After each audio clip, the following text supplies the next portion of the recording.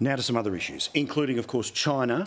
And we know that their attitude towards Australia is back in your box. We know how they treated Australia when Australia had the temerity to try to ask questions about a global pandemic that killed thousands of people here, millions of people around the world. We also know that they take a dark and dim view of Australia, trying to do anything to defend ourselves against potentially what may be a threat at some point of China trying to take Australia because Australia has chosen the side of freedom as opposed to theirs and the way that they run their country. Last night it was breaking news. We've had 24 hours to think even more about it, but there were stories about Chinese warships who were very close to Sydney. Now, they were still in technically international waters, but why are Chinese warships needing any reason to be coming around the Australian coast? This stuff is so often minimised, pretending that it's normal, when, let's be honest, it ain't. It is a long way for them to travel, and for them to travel here specifically is an act of intimidation.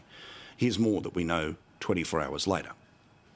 Wednesday, the vessels were sailing east of Sydney and have entered the country's exclusive economic zone, which is the area up to 200 nautical miles from the coast. The group includes a frigate, a cruiser and a replenishment vessel.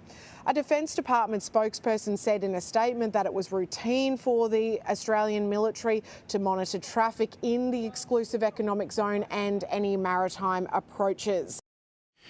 Now, of course, we know when it comes to this Prime Minister, he will not speak with the shaking thunder that he does towards political opponents in this country who deny him what he believes to be either his place in history when it comes to things like referendums or bills passing through the Parliament. No, instead, of course, with China.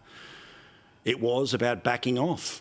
The more we back off, the closer they let us in, the more trade that can be done, and the message goes back to the more than 1 and almost 1.5 million voters with an interest in what happens back in China because of family. Well, the message keeps coming through that there's a way to do it and there's a way not to do it. Now, we've seen plenty of times that the Prime Minister has shown a thundering emotion when he wants to. How do you think the Prime Minister should react when Chinese vessels are trying to intimidate Australia and they are off the coast of Sydney? I don't think this is enough from the Prime Minister, but maybe I'm a hard marker. Just one more on Chinese Navy ships. Are you worried about them off Sydney? No. Well, the Chinese naval ships are complying with international law, but as we do, we are monitoring the situation and observing what is going on, as you would expect. No.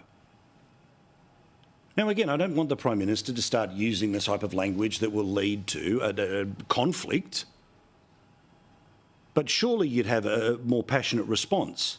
He, of course, was annoyed because it distracted from the thing he wanted to talk about today, which was even more money going towards trying to get towards green hydrogen. I'm glad that the good people of Whyalla and their jobs are going to be protected, but that's what he wanted to talk about today. He didn't want to dare talk about China. A little bit like, remember when? We've had previous examples when Chinese jets throw a whole bunch of garbage into the air that could well down an Australian jet.